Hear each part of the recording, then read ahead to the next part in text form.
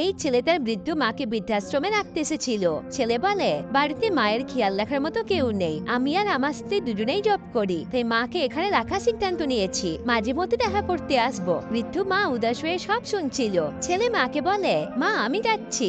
মা মুখ ফিরিয়ে নেয়। ছেলে বলে, একবার তো দেখো আমার দিকে। মা ঘুরে তাকায়। এরপর ছেলে মাকে প্রণাম করে চলে যায়, আর মা তার পথে দাঁড়িয়ে রয়ে যায়। মা আরো বাকিদের সাথে দিন কাটাতে শুরু করে। সকালে চায়ে চুমুক দিয়ে মা গল্প করে বলে, সকাল হলেই আমার ছেলের আদা চা চাই, তাও আবার আমার হাতে, আর কারোর হাতে দিয়ে পছন্দ নয়। জানি না এখন কি করছে। মা রিসেপশনে এসে ছেলেকে ফোন করতে বলে, কিন্তু ম্যাডাম জানায় ছেলে ফোন ধরেনি। মা বলে, আসলে ও ব্যস্ত থাকে তো, সারা সপ্তাহ বাইরে থাকে, খাওয়া দাওয়া ভুলে সারাদিন শুধু কাজ আর কাজ। ও চিজ খেতে ভীষণ ভালোবাসে, পিৎজা ওর ফেভারিট। মা সেলাইয়ের কাজ করে, আর আশ্রমে চা না খেয়ে নিজের হাতে চা বানায়, আর ভালোবেসে অনেক জামা তৈরি করতে লাগে। আর প্রতিদিন জিজ্ঞেস করতো ছেলে ফোন এসেছে কিনা, কিন্তু উত্তর একই, সেলাইয়ের কাজ করে মা টাকা পায়। এভাবে দিন কাটতে লাগে, কিন্তু ছেলে ফোনও করে না, আর দেখতেও আসে না। মা শুধু তার অপেক্ষাই করে যাচ্ছিল।